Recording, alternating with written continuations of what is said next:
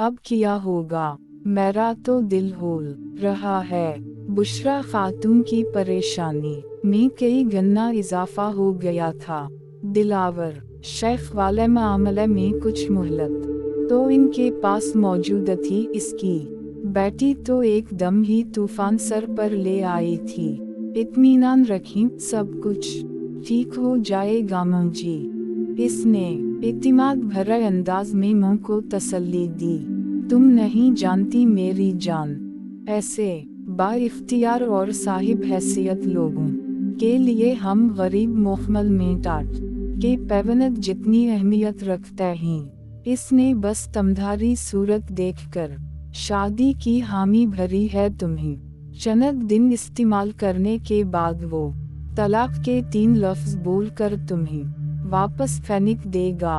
वो मुस्कुराई तो किया मैं पहली मतलका हूँगी। ना जाने हवा की कितनी बेटियां रोजाना तलाक का दाग अपनी पेशानी पर सजा कर माँ बाप के दरवाजे पर बैठती हैं। इनमें एक का इजाफा सही और उम्मीद है मुझे दूसरी शादी के लिए भी इतनी तगो-दो नहीं करना पड़ेगी।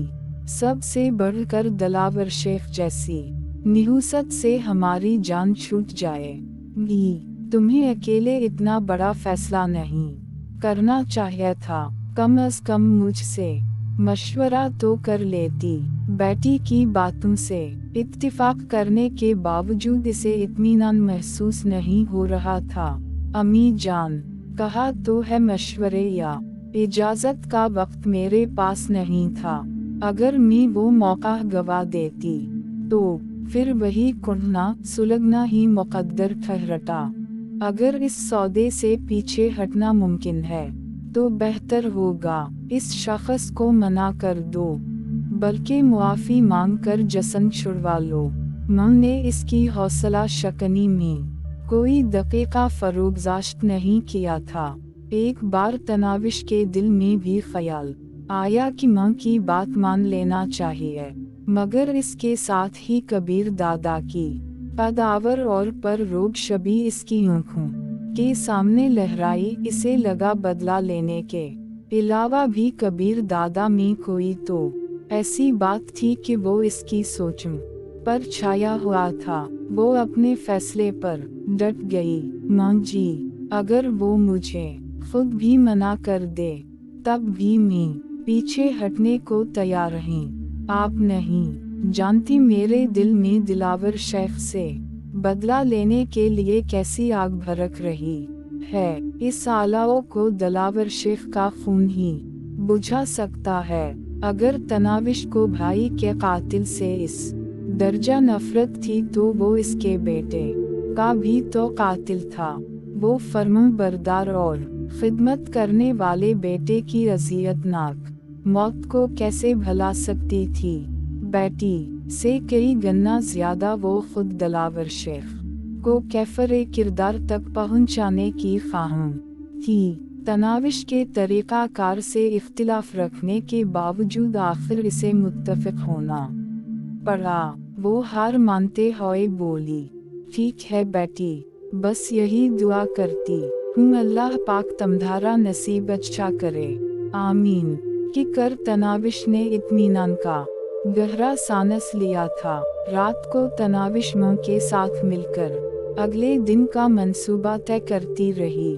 ना चाहते हुए भी बुशरा को बेटी का साथ देना पड़ गया था। तनाविश सबा स्कूल जाने की बजाय मां को साथ लेकर मौलवी महबूब इलाही के घर की जानिब चल पड़ी। इस वक्त मौलवी साहिब घर ही में मौजूद थे। काफी थके थके लग रहे थे। मां बेटी को देखकर मौलवी की बीवी ने तो नाक मुंह चढ़ाई थी, मगर मौलवी महबूब इलाही खिंदा पेशानी से पेश आया था। बैठो बहन। तनाविश के सर पर शफकत भरा हाथ रखते हुए इसने बशरी को बैठने की दावत दी।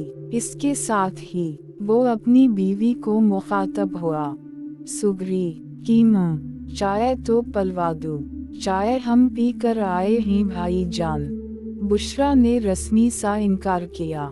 मौलवी महबूब इलाही ने मुस्कुराते हुए कहा, आपके बहाने में भी पी लूंगा।